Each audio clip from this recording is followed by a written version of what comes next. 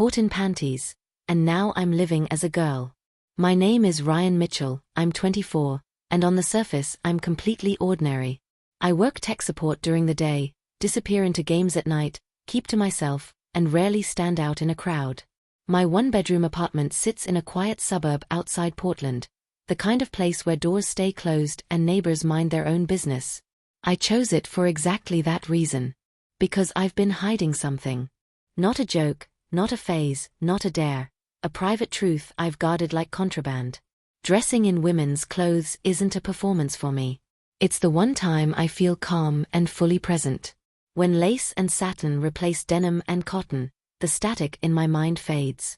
I stop feeling like I'm playing a role and start feeling like myself. It began when I was 19. A forgotten pair of pink satin panties sat abandoned in the laundry room after my roommate's girlfriend visited. Curiosity won. I picked them up, hesitated, then tried them on, and the feeling stuck with me long after I took them off.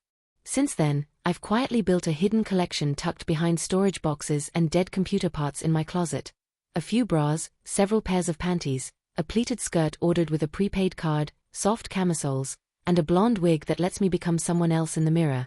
Late nights turned into practice sessions with makeup tutorials, always scrubbed away before morning. No one in my life knows. Not my friends. Especially not my girlfriend, Emma. Emma is effortlessly radiant. Auburn hair usually twisted into a loose bun, perceptive hazel eyes, a warm, earned smile. She teaches 3rd grade and pours her heart into it. She's sharp, compassionate, and driven. The kind of person who makes you want to be better just by standing next to her. And she has no idea who I really am behind the closed closet door. We've been together almost a year now. 2 months ago, we moved into the same apartment.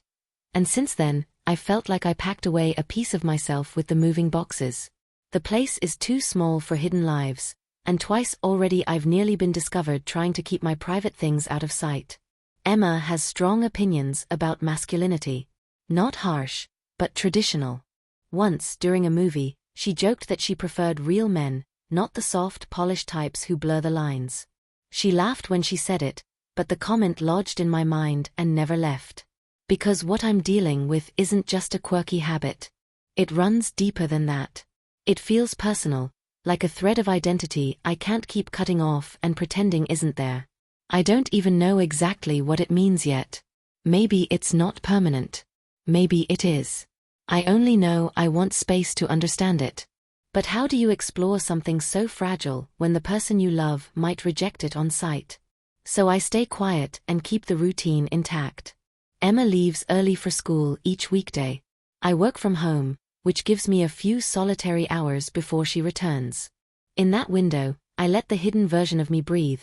Soft clothes, careful makeup practice, a few photos I never share, then everything washed away and packed back into secrecy. I keep promising myself it's temporary. The promise feels weaker every time. This morning followed the same script. She kissed me goodbye, coffee in hand, tote bag over her shoulder, and headed out.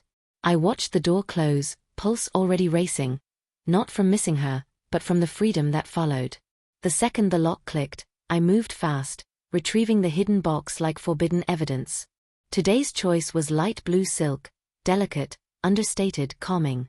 Each piece I put on felt like exhaling after holding my breath too long. Layer by layer, the tension I carry every day loosened. When I set the wig in place and looked up, the reflection staring back felt gentle and self-assured, a version of me I rarely get to meet. She still didn't have a name, but she felt real. I didn't know this ordinary morning would be the one where everything unraveled. After Emma left, the apartment grew unnaturally quiet. Her last words, "Love you, I'll be late," echoed in my head. The silence felt like permission and risk at the same time. I sat still for a long moment, then walked toward the bedroom, heart pounding with a mix of relief and dread. Hidden beneath neatly folded clothes sat the box I always returned to its exact position. My hand hovered before opening it. What started years ago as curiosity had turned into something more meaningful, a glimpse of myself without the armor. Not about thrill anymore, but truth. Inside lay soft fabrics and careful choices, symbols of the person I only allowed into the light when no one else was home. I reached in slowly, treating them with the care you give to something that matters. I held them up in front of the mirror, nerves fluttering through my fingers. Slowly, I changed, easing into each piece, aware of every sensation, every racing heartbeat. When I fastened the bra, clumsy but determined, I couldn't look away from my reflection. My face was warm, my pulse loud in my ears. The feeling was complicated, comfort tangled with guilt, relief mixed with doubt. I told myself I could still stop, still put everything away. But the person staring back at me felt unfinished. I opened Emma's side of the wardrobe and found the peach floral sundress, the one she'd worn on that sunny picnic afternoon. I remembered how effortlessly it moved when she walked. Acting on impulse, I slipped it on. The fit wasn't perfect, but it worked well enough. When I turned toward the mirror, the image startled me, softer, brighter, more honest than I was used to seeing. I traced the fabric and smiled without thinking. For a brief moment, there was no shame, only a strange, electric sense of being present. Then my phone vibrated. A message from Emma: meeting ended early, heading home red heart. Cold panic replaced warmth. I hurried to the closet, knocking the storage box loose.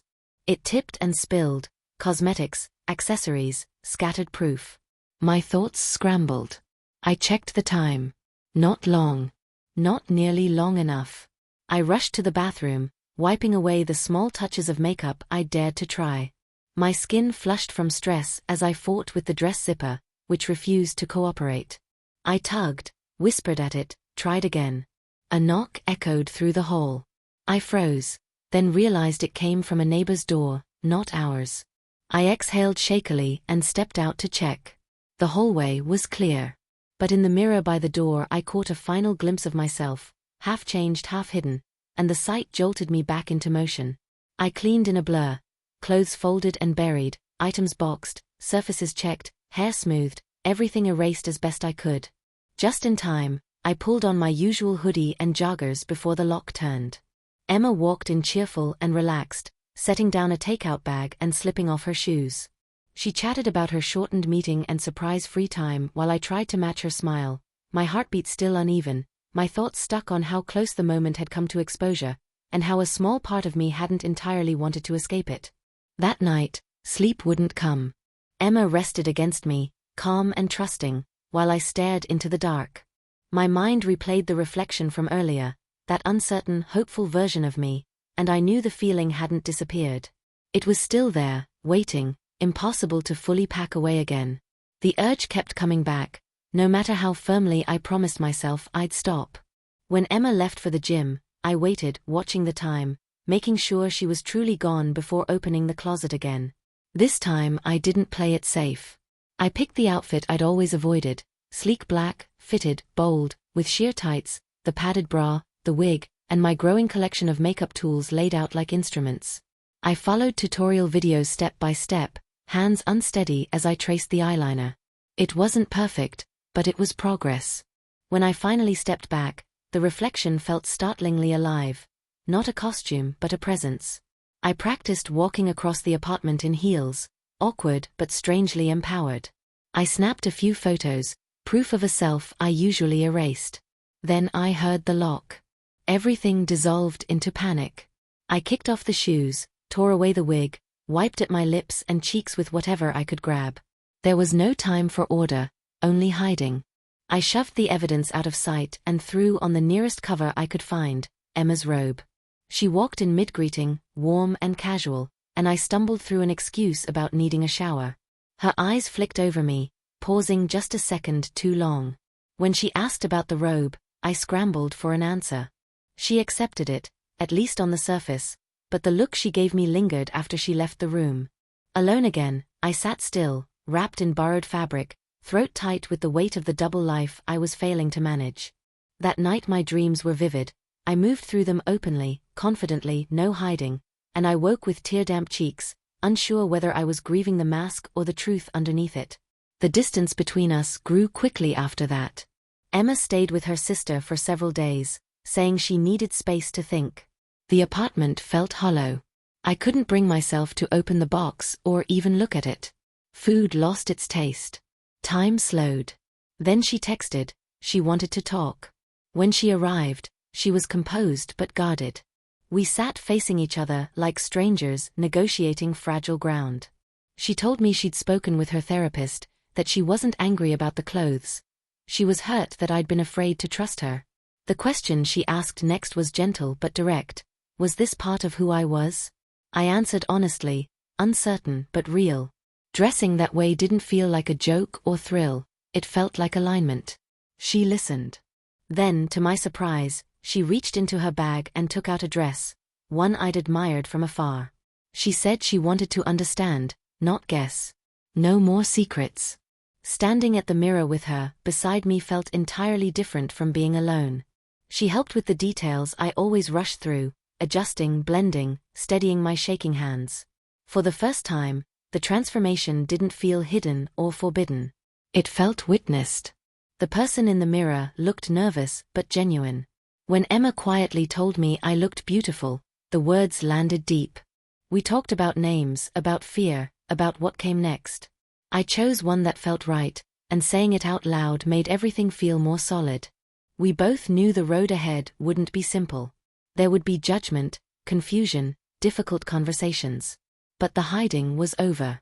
The reflection I'd only allowed to exist in secret now had a place in the open, and that changed everything. The first time I walked outside as Claire, it felt like my heart was trying to escape my chest. Emma stayed close, fingers woven through mine. We weren't headed anywhere exciting, just a quick grocery run, but to me it felt monumental. Each step in my heels sounded too loud, too noticeable. Every passing glance felt loaded with meaning. Did they know? Could they tell? Emma squeezed my hand and whispered for me to breathe, and I tried to steady myself. With each step, the fear eased a little, replaced by a fragile sense of freedom. Still, it wasn't effortless. Some people were warm. The cashier complimented my hair with an easy smile. Others avoided eye contact or shifted away. When a teenager snickered behind us, Emma subtly moved between us and guided me forward, protective and calm. Even with her support, the sting lingered. No matter how carefully I presented myself, I felt exposed, like I was being measured by strangers' eyes. I tried not to show how much it shook me, but Emma always noticed. Telling my parents was harder. When my mom called to invite us to dinner, I knew I couldn't keep dodging the truth. I warned her I needed to share something important.